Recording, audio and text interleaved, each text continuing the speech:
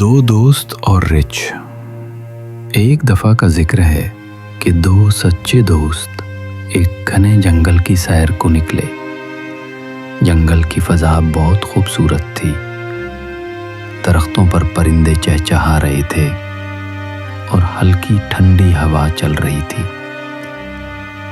دونوں دوست خوش گپیاں کرتے ہوئے ہنستے مسکراتے آگے بڑھ رہے تھے، لیکن اچانک جنگل کی خاموشی کو ایک بھاری قدموں کی آواز نے توڑ دیا۔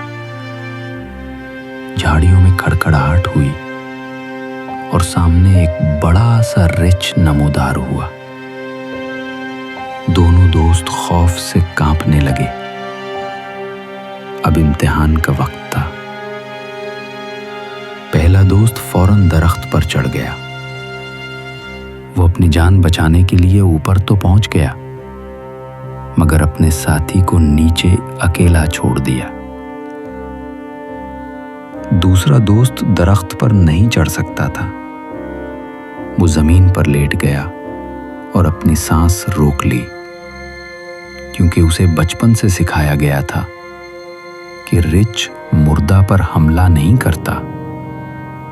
رچ آہستہ آہستہ چلتا ہوا اس کے قریب آیا۔ اس نے لمبی ناک قریب کی، اسے اچھی طرح سونگھا، لیکن جب اسے لگا کہ یہ مر چکا ہے تو وہ آگے بڑھ گیا اور جنگل میں غائب ہو گیا۔ خطرہ ٹل گیا تو پہلا دوست درخت سے نیچے اترا۔ اس نے ہنستے ہوئے پوچھا، بھائی یہ تو بتاؤ، رچ تمہارے کان میں کیا کہہ رہا تھا؟ دوسرا دوست آہستہ سے مسکرایا اور بولا، رچ نے مجھے نصیحت کی ہے کہ ایسے دوست پر کبھی بھروسہ نہ کرو جو مشکل وقت میں ساتھ چھوڑ دے۔ سبق: اصل دوست وہی ہوتا ہے جو خوشی کے نہیں بلکہ مشکل وقت میں ساتھ کھڑا ہو۔